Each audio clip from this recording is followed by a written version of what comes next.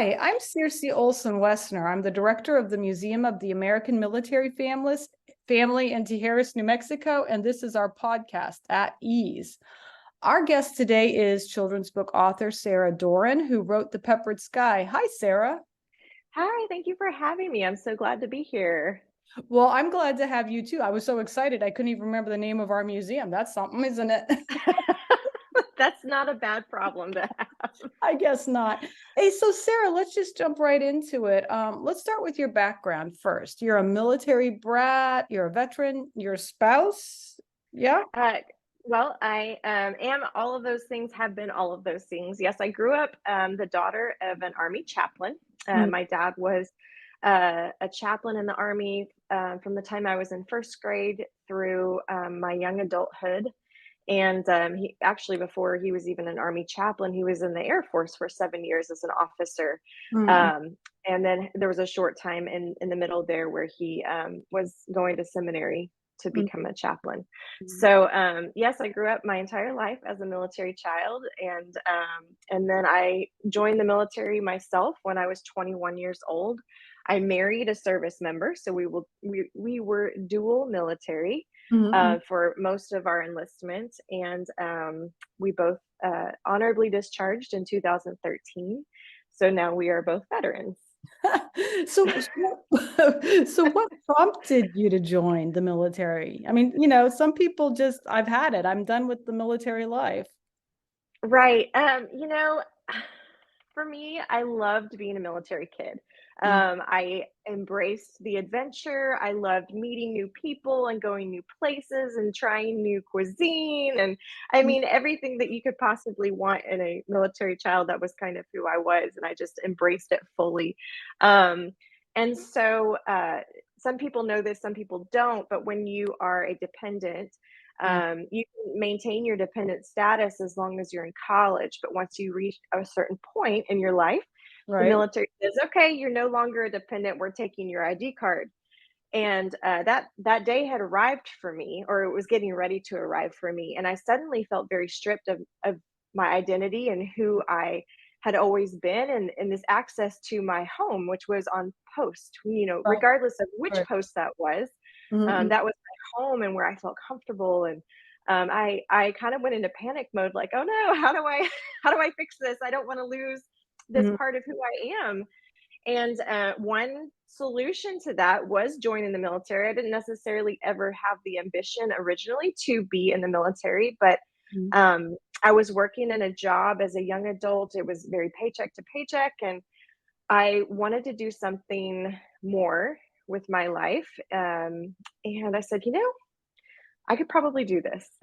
And mm. so I did. I decided I'm going to do this, and then I had to, figure out what job I was going to do. And my dad actually tried to get me to join the Air Force, as Mm. a good Army dad should. Yeah, yeah, yeah, yeah. But I was determined they were going to make me wait, I don't know, 9 months or something to be able to enlist with the Air Force. And the Army said, "Oh, we'll take you tomorrow if you want to go tomorrow." And so, being the impatient person that I was, I said, "Okay, sign me up." And so the rest is really history. But that's really what prompted me to join the military.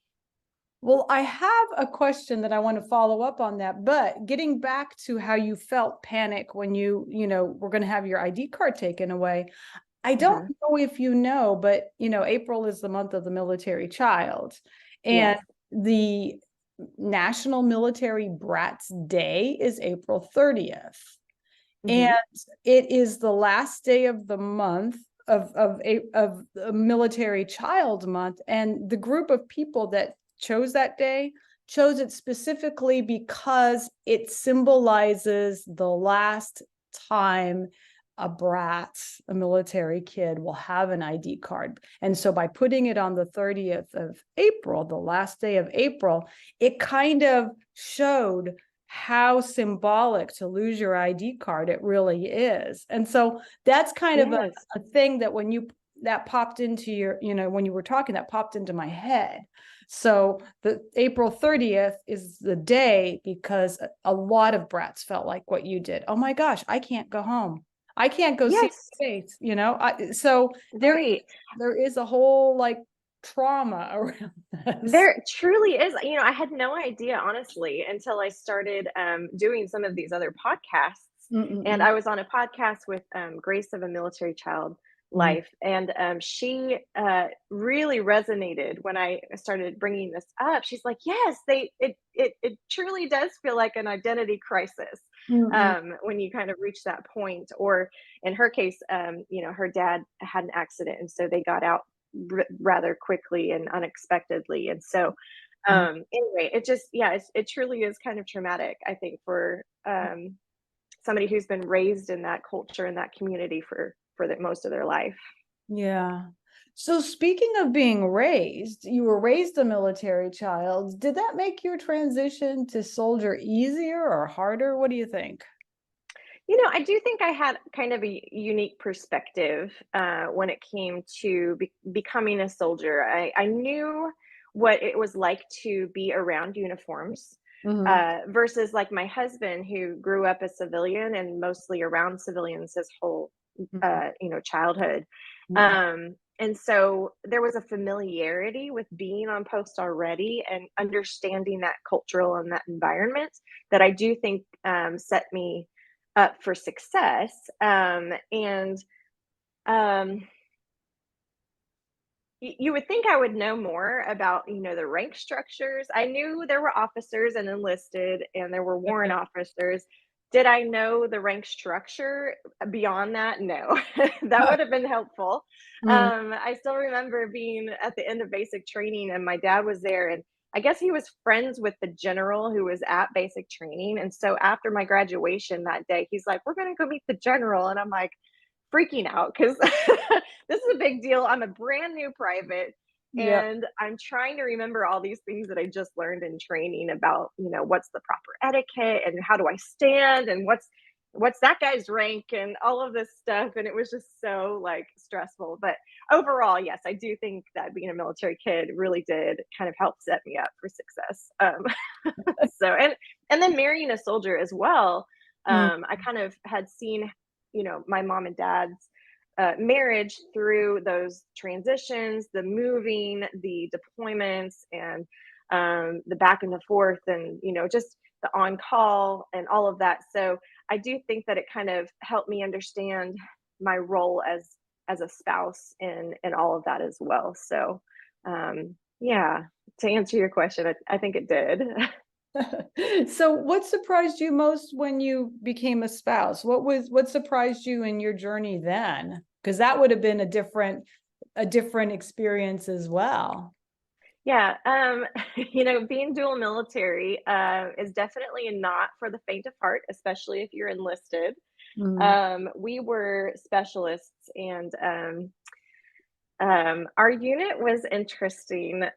When we were deployed the first time to Iraq, is when we were engaged, and in Iraq, we were often on different, shifts and things, and so we would have some time together to sit Mm. and talk. And Mm. I remember multiple times people, passing by, and these upper enlisted NCOs would come over and put their hand between us and like push us apart. You guys need to sit further apart. And it Wow. didn't matter that we were engaged, but you're too close. So I would that never was, have imagined that. Wow. oh my goodness, yes. And uh, so then the second we got home from Iraq and were married fairly quickly. And then our second deployment, I thought, oh, this is going to be so much easier because we'll be married. Mm. It was not. We Uh-huh. were newly married still. I mean, it had only been a year by the time we deployed the second time. And I thought, oh, they'll let us live together and all of this. No, no. The women Oh. and the men were separated by, I think they were 12-man tents. Um, and so I was also working night shift. He was on days, and he was on flight status. I was not. And so there was a lot of not seeing each other, Mhm. not interacting a whole lot at all. And so I think that was probably the most challenging was, not being treated like a married couple when we were deployed. Mm-mm. And then just the uh, the legalities of things. We got married 4 hours after we landed at the courthouse from Iraq, Mm. because soldiers come down on orders typically when they first get home. And if you are coming down on orders before you've married somebody, the Army is not obligated to keep you together. Ah. Um, so in order to combat being separated, we said we need to go ahead and get this done legally immediately so that they can't just separate us right away. And so there's just all of these little considerations and things, but I also think that it just really set us up for success as a couple, Mm. in the fact that we came from the same unit, we were Mm. the same rank, we worked the same job, and so when we got home at night, it couldn't be oh, I'm too tired to make dinner, or I'm too tired to vacuum or whatever. It was we both did the same job today, we both did the same PT, we both did the same Mm. hours or whatever. We're going to work Wow. together as a team. And so we've from the get-go, we've just learned how to work together as a good team. And so for that, I'm very thankful. Wow, that's pretty cool. I'm just still imagining, most people, their wedding day is like this huge, big, dramatic, wonderful thing. And you were still in your ACUs or did you go home and No, shower?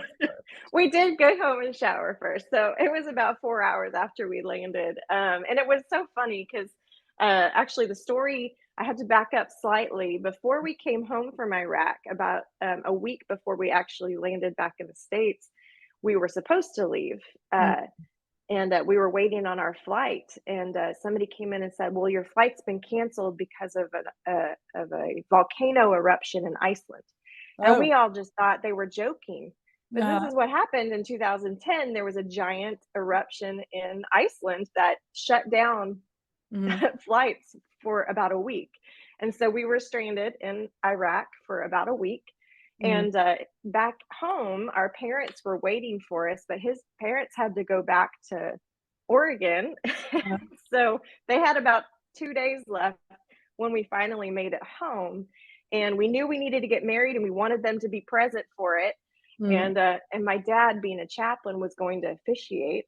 So Mm. once we landed, we immediately went to the courthouse and did the paperwork. And we had the wedding planned for a couple months later, Mm. and that was going to be out in Oregon, the big celebration and all of this. And so, really, we were doing this for the paperwork purposes. And so, I remember going into the courthouse and telling them, we're here to get married. We have our officiator here with us and witnesses. And they said, okay, well, here's your paperwork, and you're gonna go do what you do. Say your words or whatever, and then you'll sign here, and then you'll bring it back, and we'll file it. And so then we turned around. My dad signed, and we signed, and we handed it right back to them. And they were like, don't you want to say anything? And we're like, no, we're good. And they're like, this is probably the fastest wedding in Bell County that we've ever seen. And I'm Wow. sure they thought we were just nuts. But anyway, it was a weird, chaotic, crazy, funny story. And then after that, we went and my husband picked out a ring, and Mm. then a couple weeks later, he got down on a knee and said, would you marry me again? And so it was very unconventional. And Romantic. but That's really, really cool. Really romantic. thank you. So how long have you guys been married now? So we just celebrated our 13th wedding anniversary in July. So it's been a Congratulations. wild ride. Thank you. So when my husband when my husband was in, we moved 18 times in 20 years. And Oh, then we wow. thought we'd settled in New Mexico. And then suddenly, after like being there a decade or something, Uh-huh. in a space of 2 years, because of my husband's job, we moved to Hawaii, and now we're in Germany. And Uh-huh. so even 10 years after, I don't know how long he's been out of the military, it's even been longer, I'm now doing the military spouse thing again, just packing up and moving. And I was wondering where all you've lived, and which postings have been the most enjoyable. Because you've got your active duty time, you've got your brat time, you've got, Mhm. all this other stuff. Where was your favorite post? I mean, how many times did you guys move and all that? Oh, okay. I mean, I've done this calculation a few times, but Mhm. do I remember? No. Okay. Um, my active duty service time, we were at Fort Hood the entire time. So we had our training at, Fort Jackson, South Carolina, and then we had our AIT training at Fort Eustis. Okay. Those were both fairly short, and then we were stationed at Fort Hood the entire time, deploying twice. Mm-mm. So that really wasn't super exciting. I mean, going to the Middle East was a new experience for sure, not Mm. necessarily my favorite Right. experience. But as a military kid, we definitely moved around a lot. We were at Fort Bragg, Fort Liberty, I think now. We were at Fort Monmouth, New Jersey, Mhm. for a brief period of time. We were at Fort Campbell, Kentucky, Fort Leavenworth, Kansas. And then my absolute favorite location, I actually graduated high school out of Fort Leavenworth area, Mhm. um, but was able to follow mom and dad for the summer. They went to Vicenza, Italy. Oh. And that was definitely my favorite duty station, even though it was a pretty small base. Mhm. Um, Being in the economy and I guess the age that I was as a brand new, high school graduate, I was just at a point in my life where I was being able to truly enjoy the culture and the history, and I learned how to drive over there, which was a very interesting experience as well. And Yeah. um, yeah, it opened my eyes up to the world in a totally new and beautiful way, and I've been wanting to go back ever since. That's cool. Thank you. Shifting gears and having just ended the conversation on your graduating from high school. So school has started in many of our listeners' areas. And so Mhm. I wanted to ask, and you mentioned a whole bunch of places you'd lived. All of that moving that you did in your life must have been hard on you, starting a new school, being the new Mhm. kid, making new friends. Were you a gregarious little kid or were you introspective and shy? What kind of kid were you? I think overall, I'm a pretty introverted person. Being an author has stretched me in some ways, Uh-huh. because I've had to be more open to talking with people that I don't know. Mhm. Um, and obviously, being a military child, you're in a situation where you are kind of forced into new environments where you're needing to make new friends. Um, I think the majority of my growing up years, I was in schools that were on military bases. There were a couple schools that were not. I think those schools were harder for the transition, the ones that were not on post, because some of the kids, kind of grew up together and were less open to new friendships. The on base schools, though, all of the kids, we were all in the same boat. And so I Right, just right. feel like military kids kind of learn how to be very accepting and adaptive, even though they may be shy or outgoing or whatever. There's just more of an acceptance and a welcoming environment in those schools, at least from what I experienced. Mhm. And so, it was definitely nerve wracking Mhm. to start at a new school, but the transitions were always easier, I think, at these schools that were on post. Yeah, yeah. So how did your parents help you overcome the first day jitters or prepare you for moving? I mean, did they do anything special to help you through that? And do you do that now with your own kids or did you when Yeah.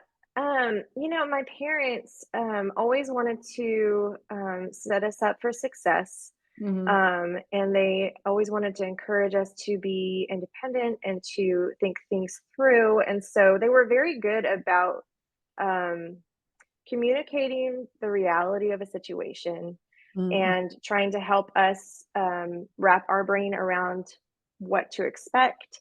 Mhm. And I definitely do that with my own children as well. As far as we've moved a few times since my own children, not military related, but just for Yeah. work and things. Uh, And I know that I've always been a why person. If I understand why, then I'm much more willing to do whatever it is I need to do. right. And so I think in my own parenting, I typically give them the why, whether they want it or not. this No, is why that's we're good. doing this, so that you understand, you know, what's at stake. And I think that kids are so much stronger and smarter than we tend to give them credit for. Right, And they're capable of adapting it oftentimes better than we are. right, Um, right, right. so, Yeah. um, Well, there also seem to be a lot more resources now available to military kids and their parents than when I was, a parent when, raising my own kids in the military. But or maybe I just didn't know what was out there back then. I mean, um, no, I would agree with you. I don't think that there were near the number of resources that we have available now. I mean, even looking at children's books, I mean, I did a lot of research into military children's books, and mm, there were none when growing up. I don't remember ever seeing myself in literature as a yeah, military child or family. mm, Um, and so even like books have come a long way, but I mean, I'm blown away by the programs and the, options that military families have access to now. right, right. But I still am hearing other military children's book authors, writers saying there isn't a whole lot of literature, especially picture books for military kids. There are some. I mean, I have interviewed Yes. a goodly amount of people, but when you Hmm. compare it to everything else that's out there, Oh, there's right. much. So is that what inspired you to create this book, was to reach out to that population, or what inspired you? Well, military families have been on my heart for a long time. Mm, I didn't necessarily know what that meant or how that was going to kind of come to fruition in my life. mm, Um, a little backstory: I went to school to be an elementary teacher, mm, and in the middle of my teaching studies, I did a project. It was a children's literature class, and they mm, said, pick a theme, and then you're going to, dive into authenticity of the author, and mm, how you present this as a learning resource. Anyways, I chose military kids books randomly because I thought, oh, that sounds interesting, and I'm sure that will be a fun one to do. And I realized very quickly that they're just either first of all, there weren't very many of them. I mean, that was clear. I think I found maybe five when I was uh, doing this mm, project, and that was 10 years ago. mm, um, the ones that I did find were either outdated, mm, from like Vietnam era, mm, or the quality was poor.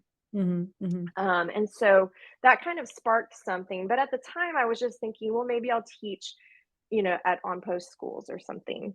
Well, fast forward, I switched my yeah, degree uh-huh, from elementary education a year before graduation to business management. Lots of different reasons why, but I did, and I walked away from all of this training and thought, "Oh, I've wasted my time. I can't believe I've walked away from this." But really, that class and that project stuck with me. mm, Fast forward further, I graduated with my business degree. Now it's 2020. I've got a lot of extra time on my hands, and I started dabbling in children's books writing. And the first one I wrote was not great. It mm, was very fably with animal characters and a lesson at the end, and it just was meh. And my friend who was working with me on it, she's like, you really need to write what you know, and then you're going to find your passion and your drive. Because I right, was feeling very discouraged after writing this first book. And that's really what clicked for me. I said, I know the military lifestyle. I know what it's like to be a military kid. I know what it's like to be a service member and a spouse. And now I'm a veteran. And I know that there's also not books, for this population. And what is out there, I want to, hold a higher standard of literary quality mm, for that market. And so once I figured all of that out and I started writing down my stories, they just started flowing, and it was truly incredible. Writers talk about this like magic place that they get into, and mm, and the stories just kind of start flowing and everything clicks. And I found that place once she said, write what you know, it just all fell into place for me. So. Well, and I have to say that, the topic in your book, Peppered Sky, is not one I've seen in other children's books. Not that I've seen every kid's book out there now, but it's about a military family watching paratroopers jump out of airplanes during training. I mean, basically that's it. Yes. And so I thought that was unique and great. And then you wrote it all in rhyme. So so it was really cool. Have you always liked poetry, or what made you want to write the book in verse? So, as a mom, I Mm. am drawn to the children's books that are written with some rhyme and rhythm. Uh-huh. I think that's the musician side of me that is drawn to that. And Mm. so it felt very sing-songy. It was just always more fun for me as a parent. And I thought, the parents are the ones who are buying these books. I'm Yeah. going to write the way that I like to read, Uh-huh. but also try. And I mean, I have so many ideas in my head that I tried to cram into this story. So Uh, I knew that was one of them. I knew I wanted it to be educational, so not just for military kids to see themselves in literature, but also something that could appeal to a wider audience who might be curious about the military family. right. And then just not just having it rhyme, but having it mean something. I wanted to leave my readers with a feeling and a thought, and I felt like I was truly able to do that with this story. Well, I really enjoyed it. I thought it was really pretty. It was nice. It was educational. Like, I don't know anything about the details, just were, Mhm. really good. So, okay. Did you have a lot of support when you first announced to the universe that you were going to write a book, or did you get did you get like your friends rolling their eyes and say, okay, good luck with that, or that's a lot of work, or that's dumb? Did you get Yes, that? um, I did, honestly. I had a lot of, people that I love who were like, "This is just something that'll fizzle out. She'll get it, she'll work on it for a little while, and then it'll fizzle out, and she'll move on to something else." Because 'Cause I've always had kind of that busy personality and, "What's next? And what am I gonna work on next?" And, but I once like I said, once I kind of got into that place, I was like, "Oh, this is good. Like, I'm gonna do this." And so I started sharing it with, some close friends and family, and even my friends and family, they were like, "Oh, this is nice." But I wasn't entirely sure, like, okay, is this nice or is this awesome? Yeah, see, nice is one of those words that people say when they're not really sure what to say, right? Right, right. Yeah, So yeah. then I started branching out and I'm like, I'm gonna reach out to like people who don't know me and just like see what they think. And then I was really starting to get some what I felt like was truly, transparent feedback. And it was aligned with what my friends and family had said. But I felt like I could truly trust it because, there was no bias. Yeah. Um, Objective. Yeah. So, mhm. so really quickly, give us like a quick overview of how your process of creating the book. You've already, talked a little bit about your feedback loop, but from concept to publication to marketing, did you just figure it out Uh-huh. as you went along, or was there a class that you took to help you, or a mentor? And sort of what was the process? Sure. I started off thinking I wanted to go traditional publishing because that's what my friend who I had been working with my first story. She was saying, "Oh, I'm going to go the traditional route with her own stories because of the X, Y, and Z." And I said, "Oh, well, that makes sense." And so that's what I'll do. So I bought a book about literary agents and how to write query letters and all of these things. And so I did all of this research, and then I started just making a checklist and going through the process of writing these letters, submitting my stories. I went through about a year of that. That was 2021, and the overarching theme from those query letters was basically the publishers didn't find enough value in a military themed book.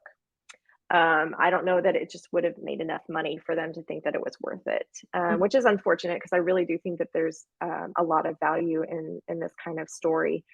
Um, but that led me to my conclusion that if I wanted to do this, and I had already put in so much work to this point, Mm-mm. uh, that I could consider self-publishing, and I could probably do it better than Mm. another publisher could, because I have the drive and the business background at this point, and Uh, so I felt like, you know what? Okay, I'm just going to try, and if this is a giant fail, then I'll learn from it and we'll move on. right, But right, right. um, I did have a few people who were instrumental in kind of helping me along in my journey.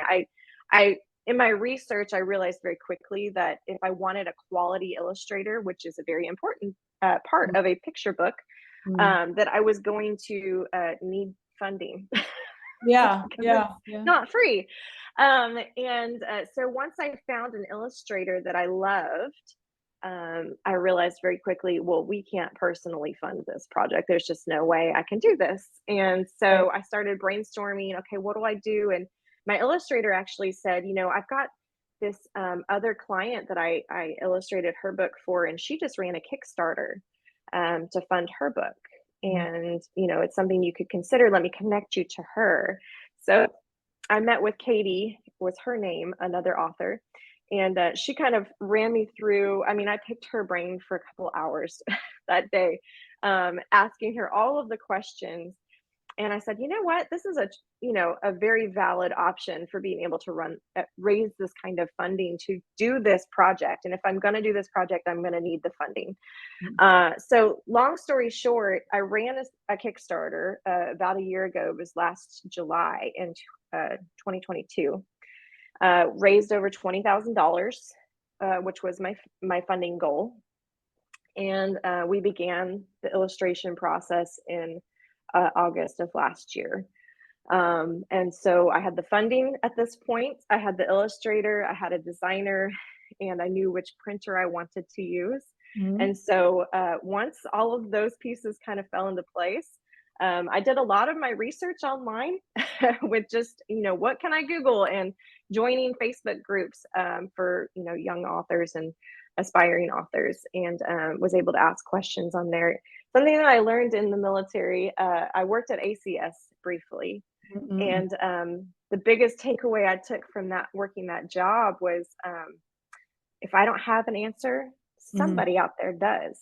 Oh, yeah. And I just have to find that person. And so that has really driven the way that I research things. Mm-mm. And I know somebody out there has this answer. So I've just got to keep looking until I find that person. And so that's really what I did with my publishing process. I just did the research. I found the people who knew the answers to my questions. And then I made my list, my checklist, and just went one thing at a time. And was it perfect? No. Did I learn a lot? Yes. And did I do everything in order? No. But I learned from everything. And I feel like Right. I'm at a place now where book number 2 is going to be a lot more efficient. Yeah, no, that's pretty impressive. And let's talk about your illustrator. It's Beth Snyder. Yes. Um, how did you find her? And then here's the other thing. I've illustrated some books for people, and there's different ways people approach these things. How did you do this? Did you say, hey, I want 6 paratroopers and I want them here? Or did you give her like just free reign to do what she wanted, or what? How did this? Yeah, the illustrative process was interesting. I guess, for me, I had never obviously done this before. She actually was a previously published illustrator. I was connected to her via my folks. My folks were leading a small Bible study in their house, Mm. and her aunt and uncle were attending that Bible study. And my mom was sharing at Bible study, I guess, as a prayer request. I don't know, saying, "Hey, my daughter is trying to write. She's written these awesome stories, and she's looking for an illustrator." And her aunt popped up and said, "Oh, my niece does this professionally." And so they connected us, and I fell in love with Beth's work. It's And pretty. Yeah. Beth, I think I think at that point she had been published at least 8 to 10 times, if not more. And she had done a lot of work for charities and nonprofits and things. And so Beth's kind of niche is working with self-published authors. And so she has a lot of experience working with people in my situation, first time authors, and all of that. And so she was able to kind of guide me through a lot of that process. As far as the illustrations go, I feel like I gave her a lot of, creative license to kind of do what she was going to do. But there were some things that, I was able to help provide insight for. For example, when she first did the sample illustration, it's the page in there where the kids are watching and there's paratroopers filling the sky. And when she first did it, all of the paratrooper parachutes were gold and they were very pretty. That I was like, no, they're green. And so that was, one of those things that she didn't grow up in a military family. Right. Her dad and grandfather had served, but it was after, she was young, or, too young to remember. There we go. And so, little things like that, or trying to describe a drop zone to somebody who's never experienced a drop zone, specifically there in the Fort Bragg, Fort Liberty area. It's a very unique kind of environment. You've got like the coastal vegetation and like the sand duney area where they actually drop. And then you've got the forests along the outside. And she's like, well, I've just never seen anything like this before. And I'm like, no, it's really kind of unique in how it is, how it looks. And so there were things like that we were able to kind of work through. But she did a lot of the creative, because I'm just not, I don't draw. My writing is my creativity. And so I was really thankful that she had the vision and the experience to be able to kind of lead me through that process. Well, it was very successful. And, as you were speaking, I was thinking, I wouldn't know about, like formation. I mean, they can't just like all jump out at the same time. There's got to be planning. So they've got to land in different parts of the sky at different places. It had to be pretty, pretty detailed there. Yes. I would have had, them all over the place. And an expert would have said, oh yeah, no. I think that there's some creative liberties there with it being a children's story. It doesn't have to be completely technically accurate. And so for that, I'm thankful, because I'm sure there are things that paratroopers are looking back. And, I used my dad for some of the research, saying, okay, Dad, how did you do this? And what did this look like? Or how did this feel? And then he'd kind of look at the illustrations as we're going through to kind of figure out, oh, this is wrong, or, his uniform needs to be a little tweaked, or, whatever. Yeah, cool. I know we talked about this a little bit. You didn't want to do the print on demand, and you wanted to, pay for and publish up front. And you raised all this money. I'm so impressed that you raised all this. But what was it about not doing print on demand? You wanted to go to a real publisher and have like a stack of books, right? That's what you ended up doing, right? Well, so I used what's called an offset printer. So being a self-published author, I am the publisher. And so as far as deciding between print on demand and an offset printer, there are definitely pros and cons. I knew from the get-go that one of the most important things to me in creating this book was authenticity and quality. Not only in the writing, but the illustrations, as well as the pages and the book materials itself. I started researching the qualities that the different printers could do, whether that was, KDP, which is the Kindle Direct Publishing, which is through Amazon, or Ingram Spark is the other big print on demand printer. And I would find things like these little white lines that would go through some of the pages, and they didn't feel as nice to me. And they all had this, white page at the end of the book that had a barcode. And those were things that bothered me as an author. I said, this isn't what I envisioned for this book. And so then I found my printer, which is it's Formax. And I knew that I wanted to print, if I was going to print, I wanted to print in the US. Because I felt like that would resonate with my military readers. And so I found Formax. They had excellent reviews and they sent me some samples, and I just fell in love with the feel of their product, Mm. and the quality of the pictures, and even the glossiness of the pages. And I just said, this is probably what I need to do. And like I said, there's pros and cons to both. One Mhm. of the cons that I'm running into with having used an offset printer is I'm very limited on my distribution options. Right. For example, getting into Barnes and Noble, I have to use a print on demand for Barnes and Noble to buy my book to have on their shelves. Oh, And that's very frustrating as yeah, an author who feels yeah, like she's created something of quality, right, right. because it's not in their system, uh, whereas the Oh, Ingram Spark books are. wow. So, Interesting. yeah. Yeah. Uh-huh. You don't think about that when you're starting. So knowing now what you didn't know then, would you have still done this book? I think you would have. You sound like you are still happy about it. But if you had known all this research and all this stuff, would you have gone forward if you had known ahead of time what a long slog it was going to be? Yes, I absolutely would have. I am so, so thrilled with the product that I have been able to create with my team. And um, as the story, it's been on the market for right at 6 months now. So it's still pretty new. But Mhm. the feedback that I've been getting from people is just so humbling and so honoring.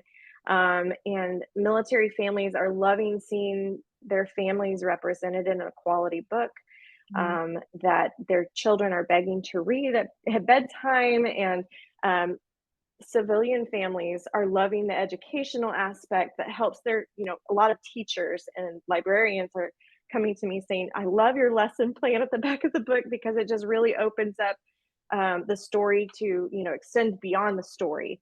Right. And that was my goal. I mean, that's what I worked so hard to create. And so Mhm. it's so rewarding to hear the impact that it's having, on families and schools and the community at large. Well, that's good. And that also is helpful because so many teachers now are just, forced to justify everything they do. It has to fit into some sort of standard and some sort of Hmm. you just can't have a teacher read a book for fun anymore. Now it's got to have a purpose to be read, So it's nice to have the lesson plans because then you don't have Yes. to, yeah, it's not an Right. piece of work. Um, Exactly. so where can people buy your book? My book is available on a variety of platforms. I obviously sell face to face, and it's in some local stores here in the Central Texas area. However, it is also on Amazon. It's on Etsy. On Etsy, you can actually get a personalized author signed copy, which is really special. Mhm. And then it's also on a platform called Spousely, which is a fairly new platform, and it is all of the it, imagine Etsy, but all of the vendors are either military or first responder connected. Wow, never even heard So of that. That's really yeah, cool. it's a fairly new platform. It's beautiful. Monica is the startup for that platform, and she's done such beautiful work, and it's really, really cool. So if you want to support your local military, spouses primarily, but veterans, first responder families, you can go on there and do all your Christmas shopping, and know that you're supporting the military and first responder communities. Well, what I'll do is I will put the links to these different platforms in the bottom of the podcast so that people can, do that and check it out. And we Perfect. have a lot of writers that listen to our podcast and some artists. They may find that this Spousely is a place for them to sell their stuff as well. Yes, we're looking to grow. So if you are a veteran or military or first responder connected, it's a beautiful place to find community. Monica's always got community events and things to help each other grow. Hmm. We're really here to support each other.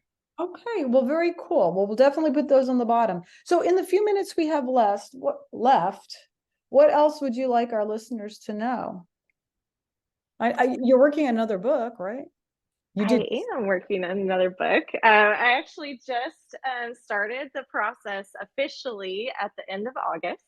My second book is called Sleeping Giants, and it is inspired by my service in the military as a helicopter mechanic.